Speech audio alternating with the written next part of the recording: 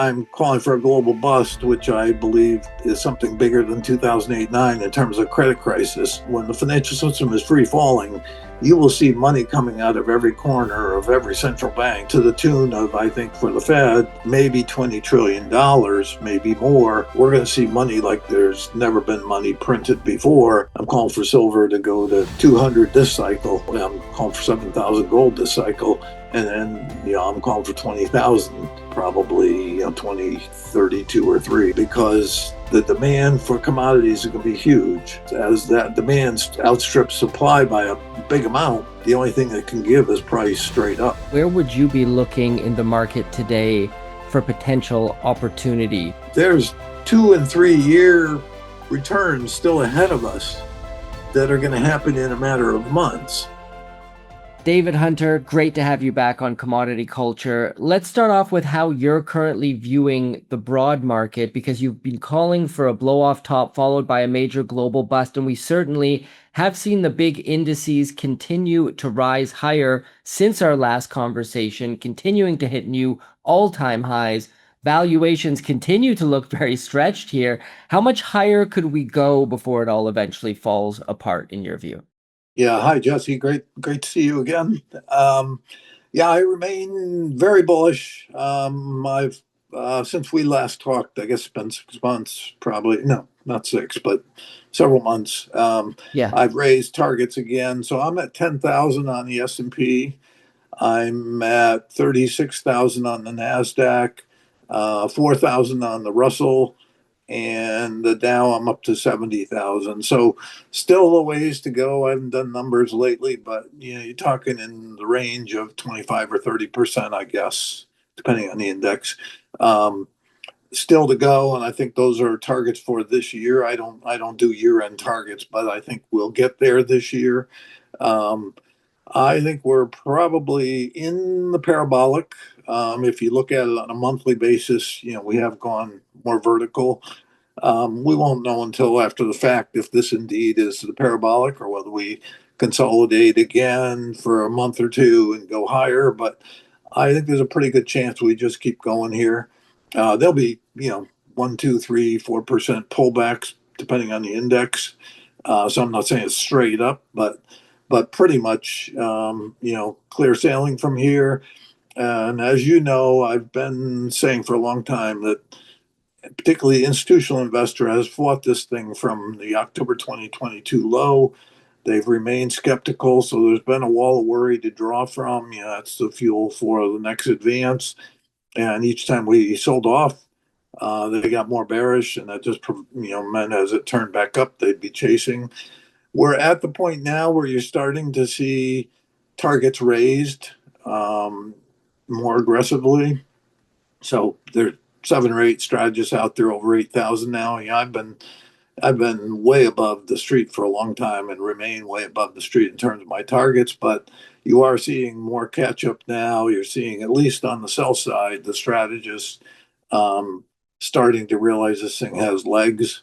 They're still not at the point of understanding that the blow off the vertical part of this can cover a lot of ground in a hurry.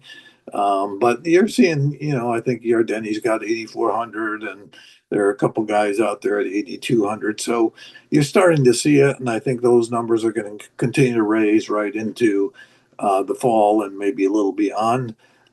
So, to me, it's bullish as can be. There's trouble on the other side of this, but for now, I think there's a very strong, momentum ahead. If you had told most analysts before this war in Iran, before rumors of it starting were swirling, and before, of course, it kicked off, let's say we're back in 2025, mid 2025, if you had said, hey, there's going to be basically a full-blown war in the Middle East, the Strait of Hormuz is going to be closed effectively, we're going to lose 20% of the world's energy supplies, we're losing fertilizer and fertilizer inputs. I think most analysts would have probably said, well, we're probably going to see a big correction in the broad market at that point. And yet that hasn't been the case at all. It's been pretty surprising to a lot of analysts out there. What's your take on why the market seems to be completely ignoring or discounting this conflict and the closure of the strait? Yeah, not to mention that, we if somebody told you 2 years ago we were going to have tariffs, and that they were going to be, big tariffs, at least for a while, people just like they did in April 25 would have sold the market down and not expected it to go up. So, it continues to fight all these things that can cause a lot of concern and worry. In this case, I think we entered this with oil. We were awash with oil around the globe. Inventories were pretty strong.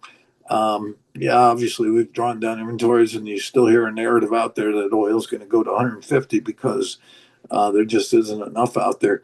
That's all proving false. I mean, OPEC's having to constrain oil because the prices go down. I think short term you can get oil up into the high 80s, but I don't think it's going much beyond that. And obviously, it's down from 120 on the original spike. So it's amazing to me to look at, and the media has a lot to do with this.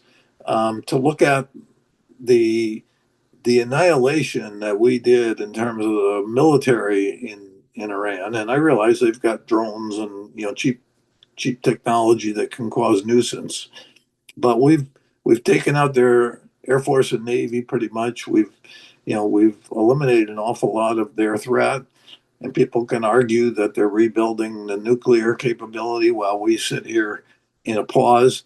I have a hard time believing. I think people hear media, which is very much anti-Trump and TDS and anti-American. They hear the media and they just take it at face value. I mean, you just don't all of a sudden, you know, rebuild a nuclear capability in a matter of months while you're fighting, trying to survive. I mean, it doesn't make any sense. And yet people believe that. Even on Wall Street, you've got people believing those things. So I see that all as contributing to the wall of worry, and that the market in its aggregate and its infinite wisdom continues to recognize the real truth, which is Iran's becoming less and less of a threat. We've got the blockade in. Their currency has been decimated. Um, yeah, it's hurting the whole country, and we don't want to hurt the Iranian people, but they're on board with this too because they want that regime done. So I'm not nearly as bearish as everybody else about how this is being executed, or what it's doing in terms of the Strait of Hormuz or any of that. I really do think if we kind of are patient and sit back here, it's not going to be a long time before Iran has to, one way or the other, surrender. How that all works out in an agreement or a takeout of the regime, I'm not sure. We do. I'm not naive, and I do understand that people don't want boots on the ground, and it's very hard to finish the job without boots on the ground. But I think more than anything, Trump doesn't want to destroy the economy for the people, so he's been a little more measured, and lots of armchair generals think we should just go in and bomb the hell out of them and get it done. Well, that's nice to talk about in a or conduct in a video game. It's just not. I think Trump is showing good restraint, not bad. What are the signs you'll be looking for that we are reaching the top? You mentioned a 10,000 target on the S&P, and also how hard and how sharp could the drop off be afterwards? Because for those who are long the market, obviously, if you stay long for an extended period of time, you don't see the warning signs that the market is rolling over. You could get caught and end up having a lot of your capital wiped out. So how do you mitigate that sort of risk? Yeah, obviously, as a contrarian, and throughout my career, sentiment plays a big role. And when you're trying to time a top, which everybody is advised not to do from all of the financial industry, but if you are trying to figure out when the top is, it's usually driven by sentiment. You get to a point where it's just people are over the top with bullishness. They don't they don't take they aren't being conservative with their money. They're getting reckless because it's easy money. A little of what we saw earlier in AI and things. Once it gets really heated, once as I say, once the street is all in, and retail is all in, when everybody's saying this thing has legs, it's going to run for a year or two or three. And you're beginning to hear that. I mean, you do have some of the strategists out there talking about there's nothing that can disrupt this for a while. And they look at semis and they look at memory and they go, yeah, that's so, the demand is so strong. It's not like past semi cycles. It's going to be a couple of years before they can come on with capacity to meet that. Nobody's talking about double ordering. Nobody's talking about, the fact that it always gets like this, and people always assume it's going to get extended, and then it all of a sudden stops short, and everybody scrambles for the exit. So not just in semis, but in the market, I think you'll see that again. Bear markets um, haven't gone extinct. We will have a serious bear market, but we're just not there yet. Now, are there warning signs in the economy? Sure, I think the issue, and it's funny because people are focused on interest rates. I think interest rates peaked yesterday, topped yesterday. So I don't think it's interest rates that are the problem. I think it's more credit issues. And, there's a lot of stuff under the surface, beginning of signs of private credit and private equity, AI maybe getting a little frothy, all those things, but they're not at levels yet where it's, you got to worry that, you could wake up tomorrow and things are crashing. At least I don't think so. I think you've got months to run before you get to the real trouble spots. So I keep saying we could see a top this year and likely will see a top this year, but this thing has stretched and stretched. So I can't say it's impossible that it goes into next year. But I think we're getting ever closer. The sponsor of today's episode is ARC Silver Gold Osmium. Owner Ian Everard is praised even by his competitors as one of the most honest and level-headed bullion dealers in the United States. They have some great prices. You can see some of them displayed right now on screen. Take advantage of these specials today by reaching out to Ian at 307-264-9441 or by email at ian@arcsgo.com. Make sure to tell him, of course, that Commodity Culture sent you. And now, back to the interview. And I think you've mentioned before that you think we could see up to an 80% crash in the big indices when this thing does roll over. In the aftermath of such an event, could we experience the lost decades as happened in the Nikkei post 1990 crash? This thing took over 20 years to get back to previous highs. Could we be looking at something like that? Because that would present a scenario where you don't necessarily want to be greedy when others are fearful. What is your strategy? How long do you think it could last, the bear market? And what is your strategy in the aftermath of that drawdown in terms of potentially picking up things on sale? Yeah, I do think that there are comparisons to 1989 Japan. I have said for a while that I think that the highs of this market cycle could stand for decades, which is what happened in Japan.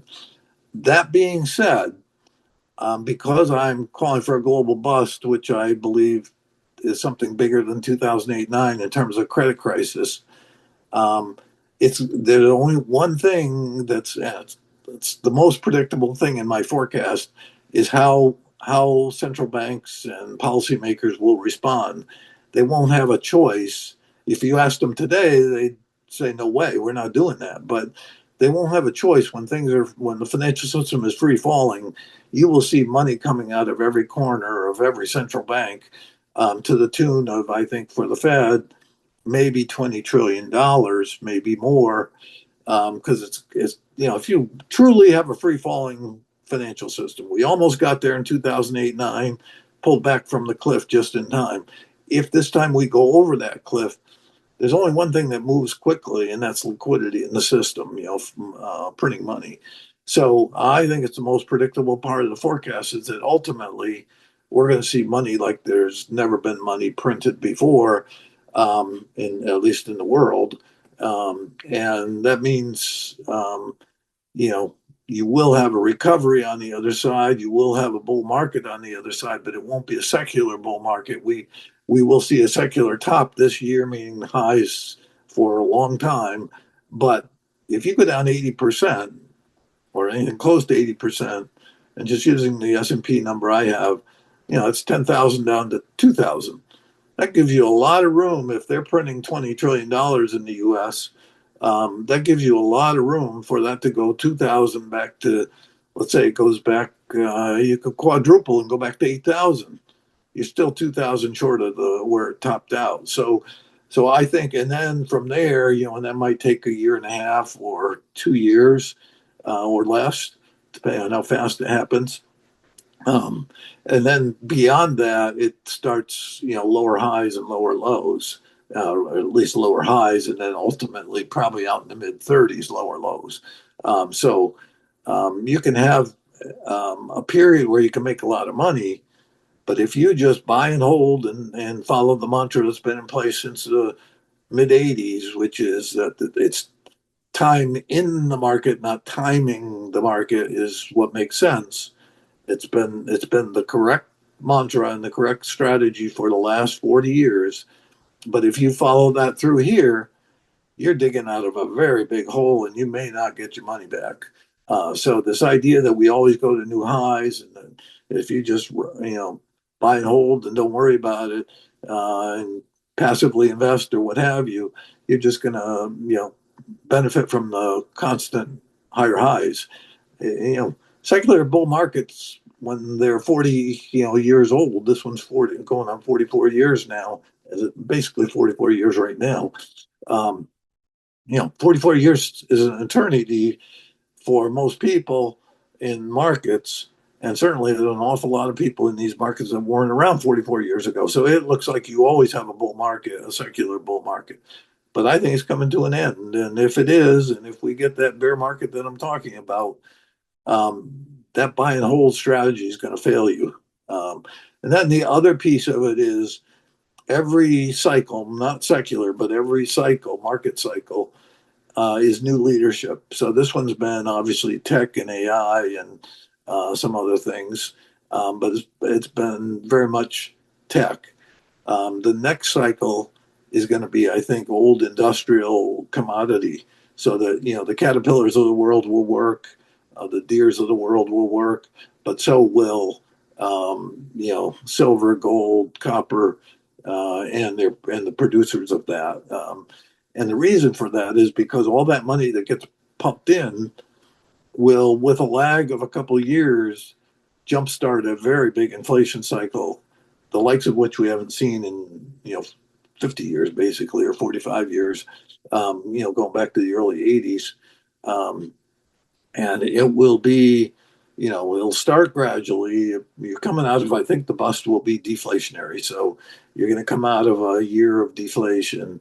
And then from there, low single digits and then high single digits by the turn of the decade, early next decade, you'll probably be in double digits, maybe moving up towards 20 or 25% inflation. The only stocks that can outperform in that environment are stocks that have pricing power, that can produce earnings that outstrip that inflation. So it's going to get harder and harder to own growth stocks or to own slow growing stable companies, and it's going to behoove investors to be in those things that are really moving up with inflation. I think silver can go from I'm calling for silver now. I'm jumping ahead probably, but I'm calling for silver to go to 200 this cycle, fall back, could fall back 50, 60, 70, 75% in the bust, and then go from there. So let's say it falls back to 50. You could go from 50 to 1,000 in the next cycle. Gold could fall, I'm calling for 7,000 gold this cycle, could fall back to 3,500, 50% retracement, or 4,000. And then, I'm calling for 20,000 next cycle, probably, 2032 or 3, somewhere out there. So those are the kind of things, and copper could go to 20 or $30. Who knows? you know, because the demand for commodities is going to be huge. And the price, we don't have the supply. There hasn't been a lot of new greenfield production. We're so it's going to be a case where demand far outstrips supply. You goose the system with, let's say, 50 trillion in global money, that produces demand in those areas that are being built out, which is power and AI and reshoring here in the U.S. and et cetera. As that demands commodities in big ways, as that demand outstrips supply by a big amount, the only thing that can give is price straight up. So so the point is that next cycle will be a very different cycle in terms of leadership, and those that are able to be nimble and go from today's leadership to the next cycle's leadership will be in good stead. Those that just kind of sit passively in an S&P, for example, what people don't realize is that the old leadership dominates because it moved up so much for a decade or 2 decades. It becomes the highest percentages of the portfolio, right? If you're in an S&P, because of the price moves, tech is a much bigger percentage of the S&P than our commodity stocks, certainly than our gold or silver producers. Um, and so next cycle, if you just stay with the S&P, your weightings are all backwards. You're most heavily weighted, even with the correction, the bear market. You're most heavily weighted in those things that are going to underperform, and most lightly weighted generally in those things that are going to become the leaders. So it's again important to understand how the dynamics of portfolio work and be structured for that. Great thoughts overall. I just want to pull on one thread there. You mentioned we've been in a bull market for 44 plus years. So are you looking at the dot-com bust and the great financial crisis as more secular or sorry, cyclical downturns within a longer secular bear market? And if so, how will this bear market, differ from those two which were cyclical? Yeah, good question. Yeah, I think it has been a secular bull market going back to August of 1982. That's why I say we're right at 44 years. The Dow, just to give people perspective, the Dow, because I was running money in a Textron at that time, was new to them, had been hired 6 months prior, and I said, "Keep your powder dry. We're heading for we're in a bear market. We'll get a bottom." And so August of 1982, I went to the investment committee, and the Dow was at 780, slightly below that, but 780, and Dow's now high 50,000s. So the moves are incredible in terms of how much it's advanced over that time, and obviously Nasdaq even more, S&P a lot. So, but that's where the secular bull started. And it was kind of the beginning of disinflation. It was the peaking of inflation, and a lot of the secular bull was driven by PE multiples expanding as rates went down. It's an inverse correlation. And so we're at that point where in the next year or two, we're going to reverse that, where rates, I think, can get to zero in the bust and then begin a long climb from zero. I'm talking about the 10-year, a long climb from zero to almost 20% as inflation goes from negative to 25%. And T-bills probably go almost to 25%. So you'll get the exact opposite if you've had the last 44 years where PE multiples get compressed. So you capitalize the earnings at a much higher interest rate. It causes compressed PE multiples, and so that's why you have that 44-year secular bull market. And even though rates have 2 more years, maybe another 18 months to go or more to a new lower low, um, the equity market peaks out because it's driven by not just interest rates, but also earnings, and earnings will roll over with the economy and global bust. So the stock market cycle peaks, I think, this year or certainly soon after that. The bond market, secular bull market peaks probably late next year or early in 28. Um, and so in that secular bull market, you had many cycles. You did have the dot-com cycle. You had the housing cycle into 2007, 8. Um, you've had periods, again, different leaderships during different periods in there, but we had recessions. And certainly 2008, 9 was a great recession. What I think we'll have here, a bust, is something I call not a depression because it happens fast, but something bigger than a recession. Let's dive into commodities a little bit and your price targets there. You mentioned silver. There's only about four people on this show who've mentioned $1,000 silver that come to mind: Michael Oliver, Lynette Zhang, Francis Hunt, and yourself. Michael Oliver was very bold with his call. He believes silver could go to 1,000 within 1 year. He didn't call for that. He said it wouldn't shock him. So I just want to clarify that for people who are piling on and saying this guy's crazy. He said it wouldn't shock him, but he has pretty high targets. Could you unpack that a little bit for us? You said you think it's going to go to 200 this cycle, eventually correct in the bust, and then rise again, potentially up to 1,000. Is that correct? Yep. Yeah, I can't get there myself to Michael's numbers, but I don't think he's crazy, and I certainly don't discount his experience and knowledge. And it's certainly possible it exceeds my expectations for this cycle. But right now, 200 is as high as I can get, and I raised it. I had it at 125.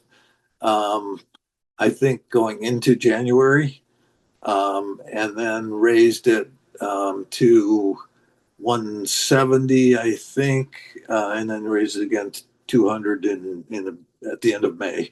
So, but that's I'm pretty confident with the 200. I just can't get to the 3, 4, 500s that Michael's talked about, and certainly not 1,000.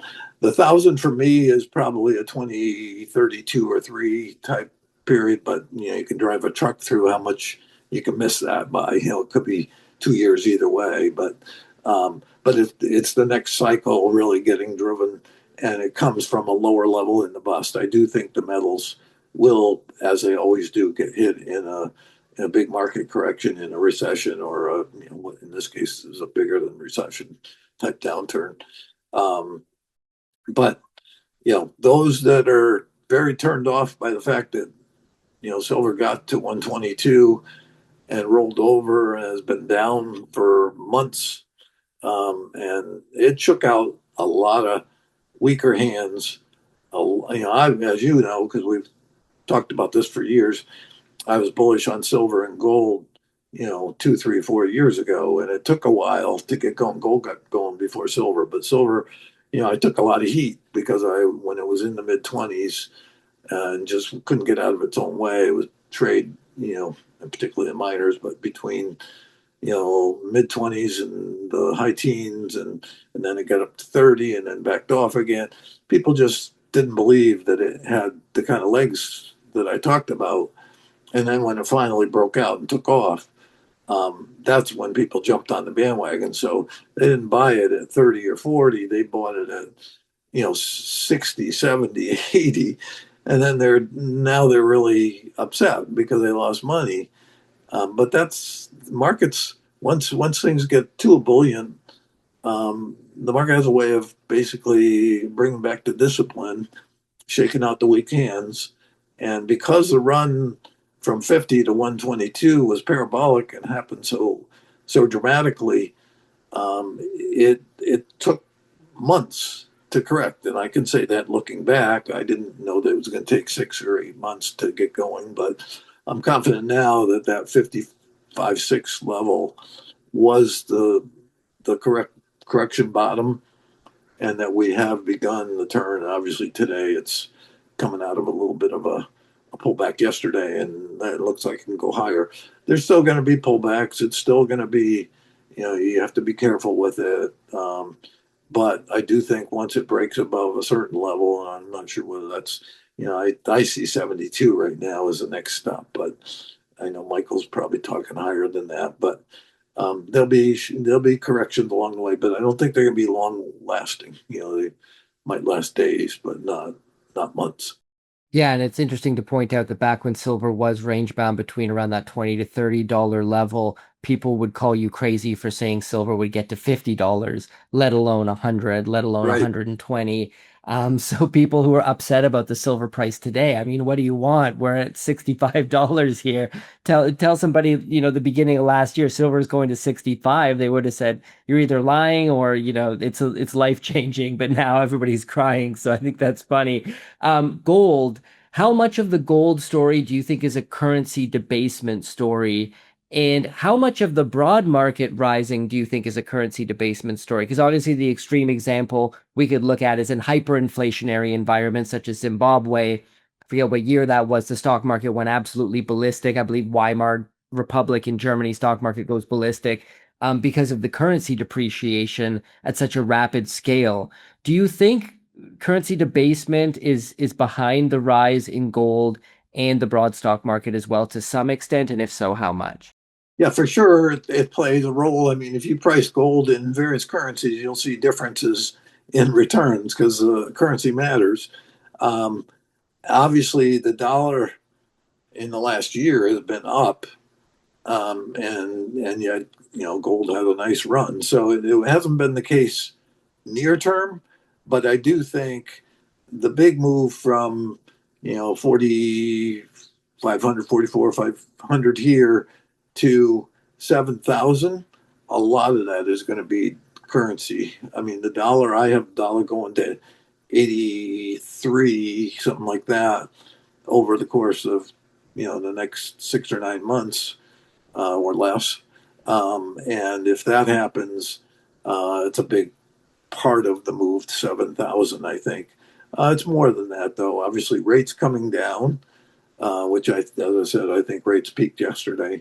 And I don't usually try to call things to the day, and I didn't call it, but I mean, I don't usually pinpoint things like that. But it looks to me like you finally got to max pain, max bearishness, and then obviously what Besant did today, announced today, helps. But I have rates going down from here for the next 18 months.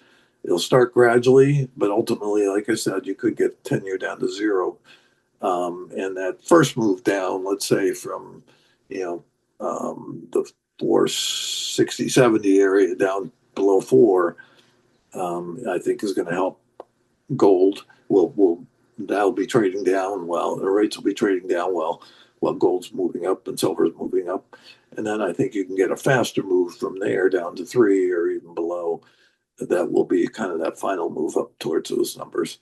And as I said, I can only get to 7,000 on gold and 200 on silver, but it won't surprise me if those numbers prove conservative. How much trouble is Japan in right now? Because we just saw the US essentially intervene in the yen market. A lot of people talking about this was to stop Japan from selling off a bunch of its treasuries, considering it's in a pretty precarious situation right now. It's a net oil importer. I think it imports the vast majority of its hydrocarbons, and it gets a lot of those, I believe most of them from the Middle East. So it's been hit a little bit hard, although I believe they have made some deals with Iran to get some oil through the strait. And then, of course, the yen dropping and Japanese bond yields rising to very high levels historically. How much trouble are they in? And if things really go wrong there, could it reverberate throughout the global economy as well? Yeah, I have said they are kind of the wild card in the bust. We don't really know what's going to trigger the bust or what's going to be the most dramatic piece of the bust, but certainly Japan is right up there as a candidate. I mean, they have maintained zero interest rate policy forever and have basically, kind of looked like you had made monetary theory extinct. That you could print money forever and not have inflation. And I'm a monetarist pretty much, and I just think what we're seeing now is what should have been expected. Is that at some point, yes, they are more homogeneous society, and they had lots of things that they could kind of that help them keep inflation in check for a while, but now it's breaking out, and so will rates. Rates track inflation, and that's their problem. Is they've for decades they maintained this policy and thought they could get away with it. Well, guess what? Now it's, you you postpone the monetary response, but or the response to the monetary, but it's coming now. And I think during the next year, you will see rates keep pushing up there. Um, and they just don't have, I don't think they have the leeway to deal with that. And I mean, I have the yen going, and I do yen dollar, not dollar yen, but the yen to the dollar I have going to 0.0085, and it's down around 0.0063 something, 635, say. So I have the yen going pretty high here over the course of the next 6, 8 months. And the dollar obviously is going to be down against the euro, the yen, even the other dollars, Canadian dollar and the Aussie dollar, et cetera. So, but I do think that in the bust, Japan's going to be probably one of the places where it's just over leveraged, very over leveraged to that policy. And as I have preached over and over, leverage works both ways. On the way up, it enhances returns. We're seeing that here in our markets, in our in everything we do, and leverage decimates you, as we found out in 2008-9 on the other side. So that's basically my reason for having a bust is we've got 330 trillion plus in global debt out there. And, certainly China's a big part of that. Certainly the US is part of that. Japan's part of that. Um, all Western countries are part of that. It's, I'm not calling for a sovereign crisis because they have the printing press, but there's a lot of private debt out there that I think is going to have a problem. Certainly commercial real estate. We'll find out there's another shoe to drop there. Um, Private equity, private credit, et cetera. There's plenty of candidates where once this thing rolls over, once something triggers, you're going to see an awful lot of things show up. And given everything we've discussed so far, where would you be looking in the market today for potential opportunity? Because obviously we're in a very uncertain market environment. You believe that the broad market's going to continue rising. That could be difficult to time for your regular average retail investor who doesn't know how to look at charts and doesn't understand a lot of the macro behind it. That's the issue we've come to in today's investing world, is this passive investing, as you were speaking of. People now believe that the stock market is a high interest savings account, that you put money in it and then you just wait, and over time you're just going to keep making more and more money. And I think that I agree with you that paradigm is rapidly changing. So with all that in mind, where would you be looking to invest today? I know you mentioned long dated US treasuries before. Is that an area you're bullish on, and anywhere else where you're seeing potential value? Yeah, so it's a little tricky, and people jump ahead because I do have my 0% treasury call, but it starts very slow. So there's a period in here, and again, everybody has to figure this out for themselves based on their own experience and risk um, tolerance, et cetera. But we're in a funny place where, I mean, I have a 90 number for XLF, the financial ETF. And I'm not sure where that is now, but that's more than a 50% move from here, I think. And so there are still, I mean, when you figure the numbers, there's 2 and 3 year returns still ahead of us that are going to happen in a matter of months. So you have to look at both time and what the upside is. And so I just caution people, even though, and again, some people should probably, because I could be wrong. Lots of the call could be wrong. So you have to understand the risk we're at when we're this late in the game. However, if I'm right, and there's 30, 40, 50% returns left in some of these areas, you run the risk that you jump out now and say, I'm just not smart enough to time the top, and I'm nervous, as you've been nervous since 2020. A lot of these people have been nervous all along, particularly institutions. But if you jump out now, you run the risk that if you get this final parabolic run, it's gonna, psychology being what it is, it will suck you back in for a lot of people. Um, and they'll end up getting out, understanding what's coming, but then getting sucked in by the fact that, hey, how do I know this is the top? I was wrong. I missed on 30, 40, 50% returns, and people are telling me there's 2 and 3 years to go on this. I got to get back in, and then you get back in at the top. So I just caution people. And again, it's not advice. Everybody has to kind of figure out for themselves. But just know if you decide you're getting out early, don't get swept up into the emotion of it. Um, Secondly, and treasuries will be, I think, at the top of the list of things that will protect you in the bust. There are very few things that aren't going to go down, and treasuries, I think, are going to be one. And that's both from the very short end all the way out. If in fact rates are falling during the bust, as they should, um, the long duration is where you're going to make the most money. But it's also the place where, if I'm wrong, you're going to have more volatility. So, but treasuries, I think, will top the list. FDIC insured savings, which means up to 250,000 per institution, should be safe. With the printing press, I can say with confidence that they will fund FDIC to whatever is necessary to meet their obligations, their liabilities. So you don't have to worry about, oh, gee, the government might fail and they won't be able to cover it. Not this cycle. Another cycle, yes, but not this cycle. Um, and that's why I'm not so concerned about a sovereign debt crisis. We could have some sovereigns that are, in trouble, but they have the printing press. Um, the So those are really the things. Obviously, people with more experience can think about shorts and things like that. But for the basic person out there that doesn't have investment experience, treasuries will stand up, I think, in the bust. Savings accounts will, as long as you don't get beyond that. Will there be bail-ins?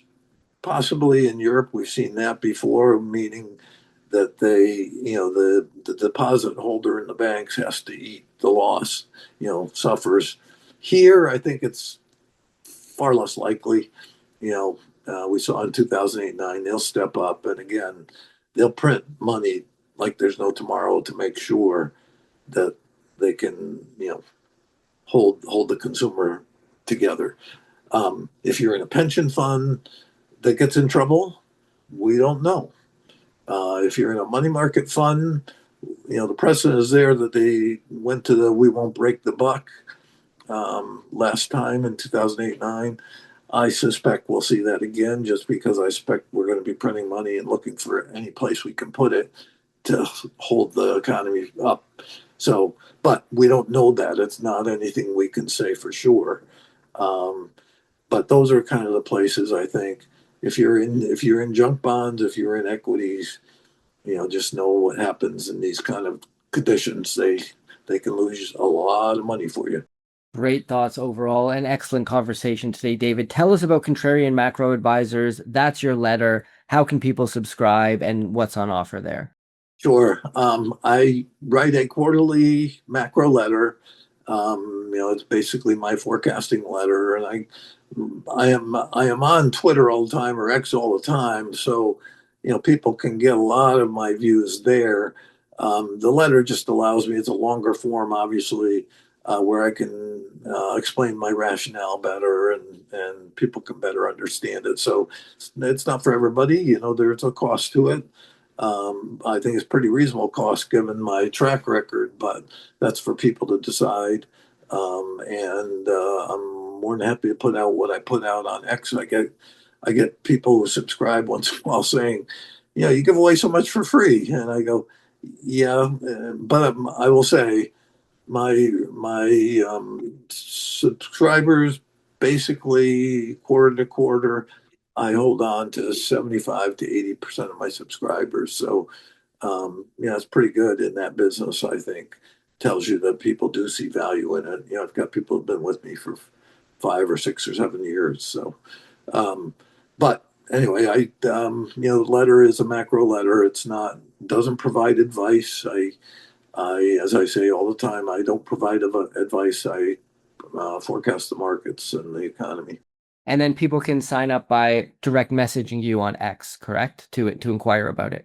Yeah, thanks. Yeah, if anybody has interest, all they have to do is send a direct message to me, what they call X chat now, and I will provide details on the subscription, what information I need from you, and how much it'll cost, etc.